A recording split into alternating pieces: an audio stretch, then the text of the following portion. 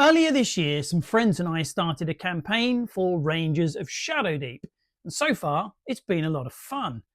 In this video, I'd like to give you an overview of the game and our campaign so far, and some insight into whether or not this kind of cooperative wargaming is something that you'd like to try yourself. Rangers of Shadowdeep is a fantasy game in which players control elite bands of warriors tasked with protecting the kingdom of Alador from the encroaching forces of darkness. Fun, eh? Each campaign starts with players designing their retinue of warriors, which comprises a ranger, who is essentially you on the battlefield, and a number of companions. The game is miniature agnostic and doesn't specify anything about the look of your characters at all, so it's perfect for anyone with existing models because you can just repurpose them. I mainly use figures from A Song of Ice and Fire, the miniatures game, which are perfect for RPG style games. My friend Nye, on the other hand, picked a goblin-themed force and used squigs to represent his warhounds. For each campaign, you'll complete a series of missions, each with its own unique map and objectives. For the start of our campaign, we were looking for an abandoned village and a missing ranger. It was a fairly generic scenario for anyone familiar with RPG tropes, but served as a good tutorial to learn the rules. And we enjoyed beating up some zombies. When it comes to designing your ranger and his cadre of companions, you've got quite a lot of freedom. Working together, the three of us designed complementary warbands. My ranger, Brigismund, is a tank and enjoys getting stuck into melee combat with his whopping sword.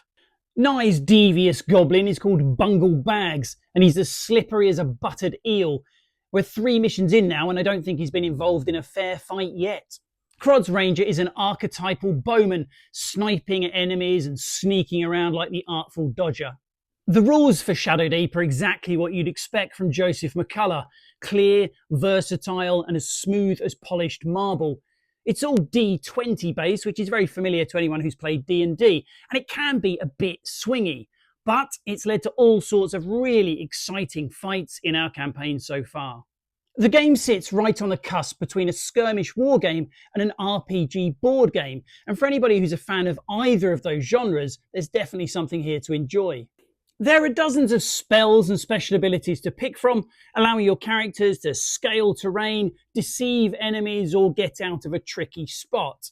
Most of these are one use, but because games are quite short, generally just an hour or so, you never feel as though you have to hoard them. It's not like that healing potion your D&D character has had in their satchel for 2 years and you don't dare use. In a 1 hour game, you don't mind having a go. Use the ability because it's fun, you'll soon get it back again. Experience points are earned after each battle, based on the number of monsters you've killed, the objectives you've achieved, and any secret plot threads that you might have uncovered. The levelling up that follows is simple but fun. Brigismund became better at walloping stuff, while Bungle Bags became better at resisting magic and more courageous. Courageous? Don't make me laugh. He hasn't been near an enemy unless his back is turned. In our second mission, we hunted giant spiders through a forest, which was great fun, but a little easy. I like a challenge in my adventure-style games, and as Nye and Crod agreed, we decided to increase the challenge level for the third mission. This had us trying to sneak up on a band of gnolls who were guarding a bridge. The mission included stealth mechanics, which really mixed up the gameplay. And although it wasn't long before our rangers were spotted, it was a lot of fun and gave us a chance to try and edge our forces forwards and made us think really carefully about every one of our moves. When it comes to monsters in Shadowdeep, you've got just as much freedom in terms of the models you use as you do with the rangers and companions. For the spider-infested forest, I use models from Mythic Battles and my D&D collection. And though this third mission calls for gnolls, I broke out my trusty Middle-earth orcs and some ogres from Kings of War. These guys are suitably beefy, and thanks to the increased challenge level, gave us a real run for our money. We managed to complete the mission, but it was touch and go for quite a while there, which was great because it forced every player to use all of the spells, special abilities and equipment of their characters to just about pull off a victory.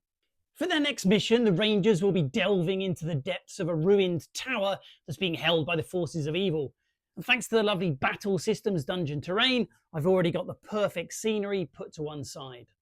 I've really enjoyed playing Rangers of Shadow Deep, but I also think it's a game that would work incredibly well with a games master.